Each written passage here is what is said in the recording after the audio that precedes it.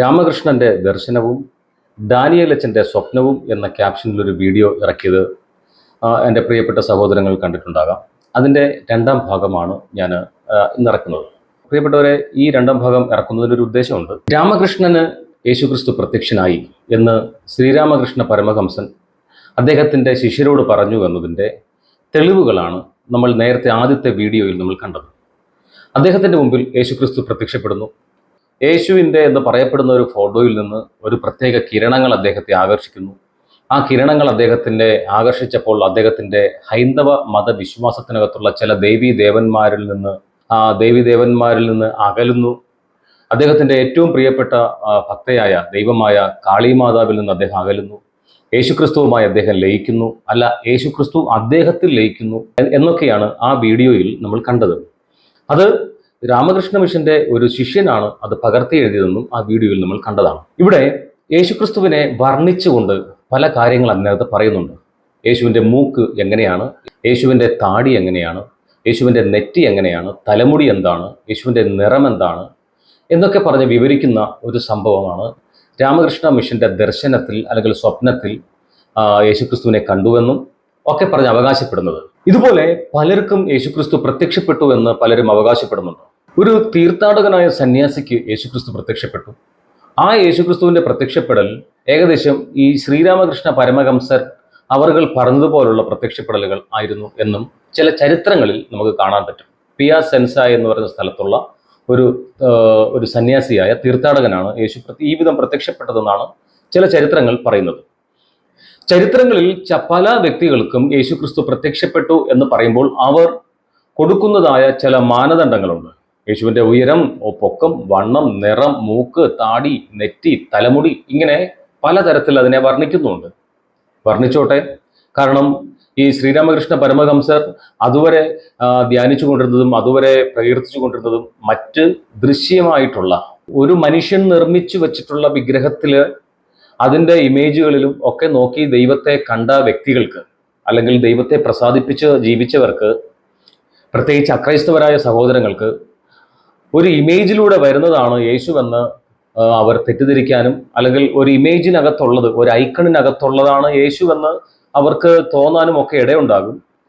കാരണം അവരുടെ മതവിശ്വാസം അനുസരിച്ച് ഒരു മനുഷ്യൻ, ഒരു ശില്പി വാർത്തുണ്ടാക്കിയ ഒരു വിഗ്രഹത്തെ അതിൽ അഭിഷേകം ചെയ്തു കഴിയുമ്പോൾ അത് പിന്നെ ദൈവമായി മാറുന്നു എന്നൊരു വിശ്വാസം, അല്ലെങ്കിൽ അത് തന്നെയാണ് ദൈവം എന്ന ഒരു വിശ്വാസത്തിൽ അക്രൈസ്തവ സമൂഹം ജീവിക്കുമ്പോൾ ഒരു പക്ഷേ അക്കൂട്ടത്തിൽപ്പെട്ട ശ്രീരാമകൃഷ്ണ പരമഹംസർ അവർകളും ഒരു ഫോട്ടോയിൽ കാണുന്നത് തന്നെയാണ് യഥാർത്ഥ മേരിയെന്നും യഥാർത്ഥ യേശുവെന്നും തെറ്റിദ്ധരിച്ച് ആ ഫോട്ടോയിലുള്ള ശക്തി തന്നിൽ വന്ന് ലയിക്കുന്നതായി അദ്ദേഹം അവകാശപ്പെടുകയും ചെയ്തു എന്ന് ആണ് ഈ ശിഷ്യൻ എഴുതി വച്ചിട്ടുള്ളത്. ചിലപ്പോൾ അദ്ദേഹത്തിൻ്റെ ശിഷ്യർ അത് വിശ്വസിച്ചിരിക്കാം, അല്ലെങ്കിൽ മറ്റ് പലർ, ആരെങ്കിലും ഈ വീഡിയോ കണ്ടിട്ടുണ്ടെങ്കിൽ കണ്ടോ യേശുക്രിസ്തു ശ്രീരാമകൃഷ്ണ പരമഹംസർക്ക് പോലും വെളിപ്പെട്ടു എന്ന്, അല്ലെങ്കിൽ താൻ പ്രത്യക്ഷനായി എന്ന് പലരും പറഞ്ഞിരിക്കാം. ബൈബിളിൻ്റെ അടിസ്ഥാനത്തിൽ ഇത് ശരിയാണോ എന്നാണ് നമ്മൾ നോക്കുന്നത്. ആദ്യമേ നമ്മൾ നോക്കുന്ന ദൈവവചന ഭാഗം യെശയ്യാ പ്രവാചകന്റെ പുസ്തകം 42-ാം അധ്യായം അതിൻ്റെ 8-ാമത്തെ വാക്യമാണ് നമ്മൾ നോക്കുന്നത്. ഞാനാണ് കർത്താവ്, അതാണ് എൻ്റെ നാമം, എൻ്റെ മഹത്വം ഞാൻ മറ്റാർക്കും നൽകുകയില്ല, എൻ്റെ സ്തുതി കൊത്തുവിഗ്രഹങ്ങൾക്ക് കൊടുക്കുകയുമില്ല. ഇത് കർത്താവായ ദൈവം പറയുന്നൊരു കാര്യമാണ്. കർത്താവായ ദൈവം പറയുന്നത് എന്താണ്? എൻ്റെ നാമം എന്ന് പറയുന്നത് കർത്താവ് എന്നാണ്, യഹോവ എന്നാണ്, യേശു എന്നാണ്. എൻ്റെ മഹത്വം ഞാൻ മറ്റാർക്കും നൽകുകയില്ല, എൻ്റെ സ്തുതി കൊത്തുവിഗ്രഹങ്ങൾക്ക് കൊടുക്കുകയുമില്ല. എന്ന് പറഞ്ഞാൽ ഒരു ശില്പി വാർത്തുണ്ടാക്കി വച്ചിട്ടുള്ള ഒരു വിഗ്രഹത്തിനോ അല്ലെങ്കിൽ ഒരു സ്വരൂപത്തിനോ ദൈവത്തിൻ്റെ മഹത്വം ദൈവം കൊടുക്കത്തില്ല എന്ന് പറയുന്നു. കാരണം എന്താണ്? ഒരു ശില്പി ഉണ്ടാക്കി വെച്ച ഒരു വിഗ്രഹത്തിൽ ദൈവം വസിക്കുന്നു എന്ന് ബൈബിൾ ഒരിക്കലും പറയുന്നില്ല. ബൈബിൾ അതിനെ എതിർക്കുകയാണ്. വിഗ്രഹത്തെ ദൈവം എതിർക്കുകയാണ്. വിഗ്രഹവും ദൈവവും തമ്മിൽ ബന്ധമില്ല. അത്യുന്നതനായ ദൈവവും വിഗ്രഹവും തമ്മിൽ യാതൊരു ബന്ധവുമില്ല. ഒരു വിഗ്രഹത്തിലും അത്യുന്നതനായ യഹോവ യേശുക്രിസ്തു അത്ഭുതം ചെയ്യത്തില്ല. ആ വിഗ്രഹത്തിൽ അല്ലെങ്കിൽ ആ ഇമേജുകളിൽ ദൈവത്തിൻ്റെ മഹത്വം ഇറങ്ങി വരത്തില്ല. അപ്പോൾ നിങ്ങൾ ചോദിക്കാം, ചില വിഗ്രഹങ്ങളിൽ അത്ഭുതങ്ങൾ നടക്കുന്നുണ്ടല്ലോ, ചില വിഗ്രഹങ്ങളിൽ രക്തം വരുന്നു, കണ്ണുനീര് വരുന്നു, തേന് വരുന്നു, പാല് വരുന്നു, ഇതൊക്കെ ഒരു പക്ഷേ നടക്കുന്നുണ്ടല്ലോ. അപ്പൊ പിന്നെ ഇതിന്റെ പുറകിലാരാ? സംശയിക്കണ്ട, ദൈവമല്ല. സംശയിക്കണ്ട, ദൈവമല്ല. കാരണം ബൈബിളിൽ ദൈവം വിഗ്രഹത്തിലൂടെ അത്ഭുതം ചെയ്യുമെന്ന് ഒരു തെളിവുമില്ല, ഒരു തെളിവും ഇല്ല. എന്നാൽ ഇവിടെ ഇവിടെ കർത്താവ് പറയുന്ന നോക്കിയേ, എന്റെ സ്തുതി കൊത്തു വിഗ്രഹങ്ങൾക്ക് ഞാൻ കൊടുക്കത്തില്ല എന്ന് പറഞ്ഞാൽ എല്ലാവരും ദൈവമേ, കർത്താവായ ദൈവമേ എന്ന് പറഞ്ഞ് കരങ്ങൾ ഉയർത്തി ആകാശത്തേക്ക് നോക്കി പ്രാർത്ഥിക്കുന്ന വ്യക്തികൾ ഒരു വിഗ്രഹത്തിലേക്ക് നോക്കി വിഗ്രഹത്തിൽ വന്നിട്ടുള്ള ആ രൂപത്തെ മനസ്സിലോട്ട് കയറ്റിയിട്ട് ദൈവമേ ദൈവമേ എന്ന് വിളിക്കുന്ന ഒരു തരമൊന്നും കർത്താവായ ദൈവത്തിന്റെ ഇതിലില്ല. അത് മറ്റൊരു രീതിയാണ്. കർത്താവായ യേശുക്രിസ്തുവിനോട് പ്രാർത്ഥിക്കുന്നവൻ ഫോട്ടോയിൽ നോക്കിയിട്ടല്ല പ്രാർത്ഥിക്കുന്നത്. ഫോട്ടോയിലേക്ക് നോക്കി പ്രാർത്ഥിച്ചവ ക്രിസ്ത്യാനികളും അല്ല എന്ന് ബൈബിളിന്റെ അടിസ്ഥാനത്തിൽ മനസ്സിലാക്കാം. ഫോട്ടോയിൽ നോക്കി പ്രാർത്ഥിക്കുകയും ഫോട്ടോയിൽ വിഗ്രഹങ്ങളിലേക്ക് നോക്കി ധൂപാർച്ചന നടത്തുകയും ധൂപാർപ്പണം നടത്താൻ പ്രേരിപ്പിക്കുകയും ചെയ്ത വ്യക്തികളുണ്ട്. ആദിയും അന്തവുമായവനാണ് ദൈവം. സർവ സൃഷ്ടികളെയും സൃഷ്ടിച്ച് അതിനെ അധികാരപ്പെടുത്തി അതിനെ കൺട്രോൾ ചെയ്യുന്നവനാണ് ദൈവം. ആ ദൈവത്തിന്റെ മഹത്വം കേവലം ഒരു ദൈവത്തിന്റെ സൃഷ്ടികളായ സൂര്യനോ ചന്ദ്രനോ നക്ഷത്രങ്ങൾക്കോ വൃക്ഷങ്ങൾക്കോ മലകൾക്കോ നദികൾക്കോ ഒന്നും ദൈവമഹത്വം ദൈവം കൊടുക്കത്തില്ല എന്നാണ് പറയുന്നത്. അതെല്ലാം ദൈവത്തിന്റെ സൃഷ്ടിയാണ്, ദൈവം സൃഷ്ടിച്ചതാണ്. ഒരു വിഗ്രഹത്തിന്റെ മുൻപിൽ പോയി ഒരുവൻ തൻ്റെ നേർച്ചകളും കാഴ്ചകളും ഒക്കെ നടത്തി അവൻ അതിൻ്റെതായ രീതിയിൽ പൊക്കഴിഞ്ഞാൽ അവന്റെ ലൈഫിൽ വിശുദ്ധി ഇറങ്ങി വരത്തില്ല. ഇപ്പോൾ ഞാൻ വിഗ്രഹാരാധകനായി നടക്കുക, വിഗ്രഹത്തെ സേവിച്ച് നടക്കുക, ഞാൻ വിഗ്രഹത്തിന്റെ മുമ്പിൽ പോയി പൂമാലയിട്ട് മെഴുകുതിരി കത്തിച്ച് നേർച്ചകൾ നേർന്ന് മറ്റു കാര്യങ്ങളൊക്കെ നടത്തിയാൽ എൻ്റെ മനസ്സിൽ വിശുദ്ധി ഉണ്ടാകത്തില്ല, എൻ്റെ സഹോദരങ്ങളോട് ക്ഷമിക്കത്തില്ല, എൻ്റെ വിശുദ്ധ ജീവിതം ഉണ്ടാകത്തില്ല, ഹൃദയത്തിനകത്ത് ശുദ്ധി വരത്തില്ല, എൻ്റെ മനസ്സ് മുഴുവൻ ഇരുട്ടായിരിക്കും, സഹോദരങ്ങളോട് വെറുപ്പായിരിക്കും. എന്നിട്ട് പോയി ഒരു വിഗ്രഹത്തിന്റെ മുമ്പിൽ പോയി ഞാൻ അങ്ങ് തൊഴുകയും ഒക്കെ ചെയ്യുന്നു. അങ്ങനെ വന്നാൽ ദൈവത്തിന്റെ മഹത്വം വിഗ്രഹത്തിലും ഇറങ്ങത്തില്ല, അങ്ങനെ ചെയ്യുന്ന മനുഷ്യരിലും ദൈവത്തിന്റെ മഹത്വം ഇറങ്ങത്തില്ല. ഇതാണ് ഫസ്റ്റ് മനസ്സിലാക്കേണ്ടത്. ഇനി എൻ്റെ ഒരു ചിന്ത ഇതാണ്, അഥവാ ശ്രീരാമകൃഷ്ണ പരമഹംസർക്ക് വെളിപ്പെട്ടത് യേശു ആണെങ്കിൽ എന്തുകൊണ്ട് അദ്ദേഹം ക്രിസ്തുവിന്റെ ശിഷ്യനായി പിന്നെ ജീവിച്ചില്ല? എന്തുകൊണ്ട് അദ്ദേഹത്തിന്റെ അനുയായികൾ എല്ലാവരും ശ്രീ രാമകൃഷ്ണ പരമഹംസരുടെ അവസാനം അദ്ദേഹം ക്രിസ്തുവിനെ സ്വീകരിച്ചു എന്നോ ക്രിസ്തു ശിഷ്യനായെന്നോ എഴുതി വച്ചില്ല? ഒരാൾ മാത്രമല്ലേ എഴുതി വെച്ചിട്ടുള്ളൂ, ബാക്കി ആരും എഴുതി വെച്ചില്ല. യഥാർത്ഥ യേശു ക്രിസ്തു പ്രത്യക്ഷപ്പെട്ട മറ്റു പലരുണ്ട്. ആ പ്രത്യക്ഷപ്പെടലിൽ താടിയോ മുടിയോ അല്ലെങ്കിൽ വർണ്ണമോ വർഗമോ ഒന്നുമല്ല അവർ കണ്ടത്. അങ്ങനെ പ്രത്യക്ഷപ്പെട്ടവർക്ക്, ആ ശബ്ദം കേട്ടവർക്ക് അവർ ക്രിസ്തുവിന്റെ സാക്ഷികളായാണ് മാറിയത്, യേശുവിന്റെ സാക്ഷികളായാണ് മാറിയത്. യേശുവിന് വേണ്ടി രക്തസാക്ഷികളായി, യേശുവിന് വേണ്ടി സുവിശേഷം പ്രഘോഷിക്കപ്പെട്ടു, യേശുവിന് വേണ്ടി രാജ്യങ്ങളോളം അവർ യാത്ര ചെയ്തു, യേശുവിന്റെ അങ്ങേയറ്റം യേശുവിനെ ഫ്രണ്ടിൽ നിർത്തി അവർ ജീവിച്ചു. വിശുദ്ധ പൗലോസിന്റെ മുമ്പിൽ യേശു ക്രിസ്തു പ്രത്യക്ഷപ്പെട്ടല്ലോ ദമസ്കാസിൽ വെച്ച്. നിങ്ങളൊന്ന് ബൈബിൾ വായിച്ചു നോക്കി, അപ്പസ്തല പ്രവർത്തനങ്ങളിൽ 3 പ്രാവശ്യം അദ്ദേഹം ആ അനുഭവം വിവരിക്കുന്നുണ്ട്, വിശുദ്ധ പൗലോസ് വിവരിക്കുന്നുണ്ട്.